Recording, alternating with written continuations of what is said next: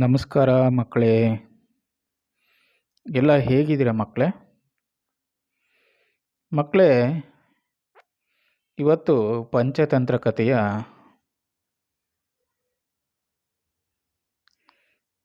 ಕಥೆಯೊಂದಿಗೆ ಬಂದಿಲ್ಲ ನಾನು. ಇವತ್ತು ನಮ್ಮ ಭಾರತ ದೇಶದ ಒಬ್ಬ ಮಹಾನ್ ಕವಿಯ ಬಗ್ಗೆ ನಿಮಗೆ ಪರಿಚಯ ಮಾಡಿಕೊಡ್ತಿದ್ದೀನಿ. ಅವರು ಯಾರೂ ಅಲ್ಲ, ಶ್ರೀ ರವೀಂದ್ರನಾಥ ಟಾಗೂರ್. ಶ್ರೀ ರವೀಂದ್ರನಾಥ ಟ್ಯಾಗೂರ್ ಅವರ ಜಯಂತಿ ಇವತ್ತು. ಅದಕ್ಕೆ ಅವರ ಪರಿಚಯನ ನಿಮಗೆ ಮಾಡಿಕೊಳ್ಳೋಣ ಅಂತ ಈ ಒಂದು ವಿಡಿಯೋನ ಮಾಡ್ತಾಯಿದ್ದೀನಿ. ಮೊದಲನೇದಾಗಿ ಮಕ್ಕಳೇ, ನಿಮಗೆಲ್ಲ ಶ್ರೀ ರವೀಂದ್ರನಾಥ ಟ್ಯಾಗೂರ್ ಅಂದ ತಕ್ಷಣ ನಿಮ್ಗೇನು ಗೊತ್ತಾಗುತ್ತೆ ಹೇಳಿ? ಅವರು ನಮ್ಮ ಭಾರತ ದೇಶದ ರಾಷ್ಟ್ರಗೀತೆಯನ್ನು ಬರೆದಿದ್ದಾರೆ, ರಚಿಸಿದ್ದಾರೆ ಅಂತ ನಿಮಗೆಲ್ಲರಿಗೂ ಗೊತ್ತು. ನಮ್ಮ ರಾಷ್ಟ್ರಗೀತೆ ಹೇಗೆ ಶುರು ಆಗುತ್ತೆ ಮಕ್ಕಳೇ?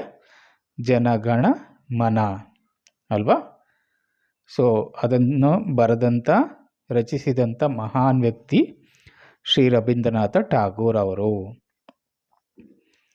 ಅವರು ಮಹಾನ್ ಕವಿ, ಸಾಹಿತಿ, ತತ್ವಜ್ಞಾನಿ ಮತ್ತು ಶಿಕ್ಷಣ ತಜ್ಞರು ಮಕ್ಕಳೇ.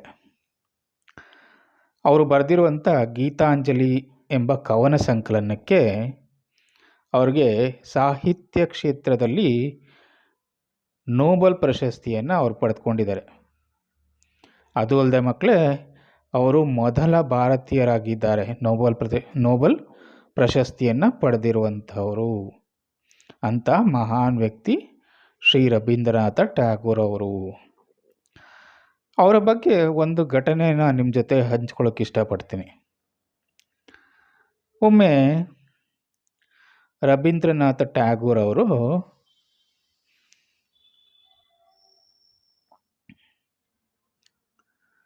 ಅವರ ವಿಶ್ವಭಾರತಿ ಯೂನಿವರ್ಸಿಟಿ ಅಲ್ಲಿ ವಿದ್ಯಾರ್ಥಿಗಳ ಜೊತೆಗೆ ನಡ್ಕೊಂಡು ಹೋಗ್ತಾ ಇರ್ತಾರೆ. ಆಗ ಒಬ್ಬ ಸಣ್ಣ ವಿದ್ಯಾರ್ಥಿ ಮರದ ಕೆಳಗಡೆ ಕೂತ್ಕೊಂಡು ದುಃಖಿಸುತ್ತಾ ಅಳ್ತಿರ್ತಾನೆ. ಆವಾಗ ಟ್ಯಾಗೂರರು ಅವನ ಬಳಿ ಹೋಗಿ ಆ ಬಾಲಕನ ಕೇಳ್ತಾರೆ, ಯಾಕಪ್ಪ ಅಳ್ತಾ ಇದೀಯಾ ಅಂತ ಮೃದುವಾಗಿ ಕೇಳ್ತಾರೆ. ಆಗ ಆ ಬಾಲಕ ಹೇಳ್ತಾನೆ, ನನಗೆ ಕವಿತೆ ಬರೆಯೋಕ್ಕೆ ಆಗ್ತಾ ಇಲ್ಲ, ಎಲ್ಲರೂ ಚೆನ್ನಾಗಿ ಬರೀತಿದ್ದಾರೆ, ಆದರೆ ನಾನು ಮಾತ್ರ ಏನು ಬರೆಯೋಕ್ಕೂ ಆಗ್ತಾ ಇಲ್ಲ ಅಂತ ಹೇಳ್ತಾನೆ.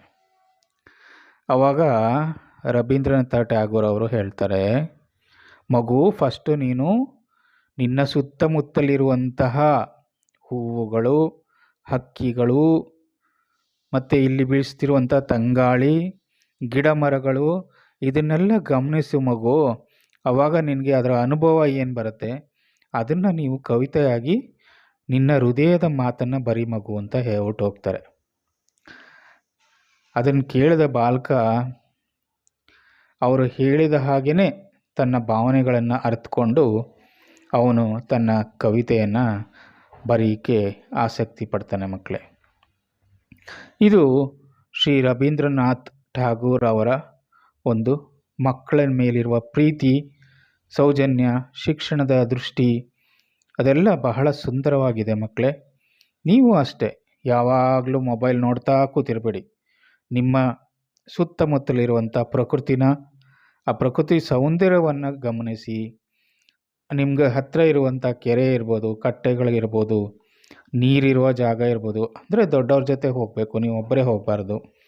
ಬೆಟ್ಟ ಗುಡ್ಡಗಳು, ಮರಗಿಡಗಳು, ಕಾಡುಗಳು, ರಾತ್ರಿ ಹೊತ್ತು ಕಾಡಲ್ಲಿ ಒಂದು ನಕ್ಷತ್ರಗಳು, ಚಂದ್ರ, ತಂಗಾಳಿ, ಆ ಜೀರುಂಡೆಗಳ ಸದ್ದು, ಅದನ್ನೆಲ್ಲ ಗಮನಿಸಬೇಕು ಮಕ್ಕಳೇ. ಆವಾಗ ಮನಸ್ಸು ತುಂಬ ಒಂಥರ ಪರಿಶುದ್ಧವಾಗುತ್ತೆ ಮಕ್ಕಳೇ. ಆದ್ದರಿಂದ ನೀವು ಪರಿಸರವನ್ನು ಪ್ರೀತಿಸಿ, ಗಿಡ ಮರಗಳನ್ನು ಪ್ರೀತಿಸಿ, ಹಕ್ಕಿ ಪಕ್ಷಿಗಳನ್ನು ಪ್ರೀತಿಸಿ, ಪ್ರಾಣಿಗಳನ್ನು ಪ್ರೀತಿಸಿ. ನಿಮ್ಮ ಜೀವನ ಸುಂದರವಾಗಿರುತ್ತೆ ಮಕ್ಕಳೇ.